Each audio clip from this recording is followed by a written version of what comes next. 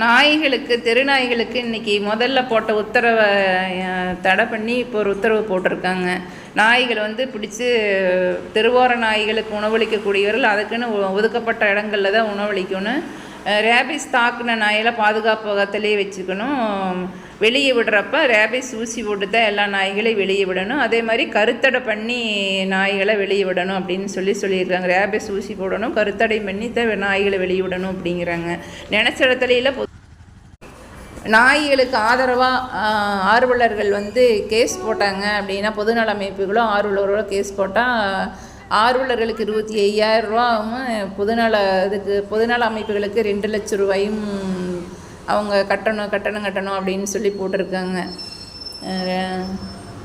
அதாவது நாய்கள் வந்து இப்போது மனிதர்களுக்கு 7.5 சனி மாதிரி நாய்களுக்கு 7.5 சனி பிடிச்ச மாதிரி ஆகிப்போச்சுங்க. எங்கே பார்த்தாலும் குழந்தைங்களை கடிக்கிறது, கடித்து அப்படியே பெரியவங்களை கடிக்கிறது. நாய் பக்கத்துலேயே காலுக்கிட்டேயே நிற்கிதுங்க. அந்த நாய் கடிக்குதுன்னு கண்டோமா, கடிக்கலின்னு கண்டோமா, அதுக்காக நாய் வந்து ஆகாதுன்னு சொல்லவும் முடியாது இல்லைங்களா. விஷ ஜந்துக்கிட்டேருந்து நம்மளை காப்பாற்றக்கூடியதும் அந்த நாய் தான். அதுக்கு வந்து நம்ம என்ன பாதுகாப்பு ஏற்பாடு பண்ணணுமோ அதைத்தான் பண்ணணும் இல்லைங்களா. அதுக்காக நாயே ஆகாது அப்படின்னு சொல்லக்கூடாது இல்லைங்க.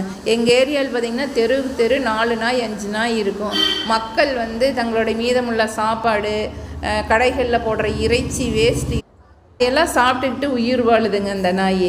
அதில் அதுகளுக்கெல்லாம் என்ன நோய் வருதோ அந்த நோயினாலேயே பாதித்து பொதுமக்களை வந்து கடிக்க வருதுங்க. இதுக்கு அந்த நகராட்சியோ பஞ்சாயத்தோ அதுக்கு உண்டான பாதுகாப்பு பண்ணி ஊசி போட்டு அதுக்கு வழிமுறை ஏற்படுத்தி நெறிமுறைகள் ஏற்படுத்தணும் இல்லைங்களா.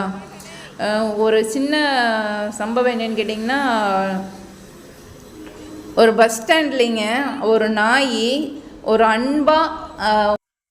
அன்பாக கையில் பெறாண்டதுங்க. ஆக்ரோஷமாக கூட இல்லை, தனக்கு உணவு வேணும், பசிக்குது அப்படின்ட்டு.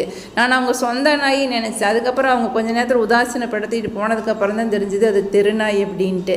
நான் வந்து பஸ்ஸில் உட்காந்து பஸ் எடுக்கிற டைம் ஆகிப்போச்சுங்க, மூவ் ஆகக்கூடிய டைமு. அப்போ தான் எனக்கு தெரிஞ்சுது. நான் பார்த்துக்கிட்டு இருக்கபடி எனக்கு இல்லைன்னா நானே இறங்கி அதுக்கு வாங்கி கொடுத்துருப்பேங்க. எனக்கு நாய்னா ரொம்ப பிடிக்கும்.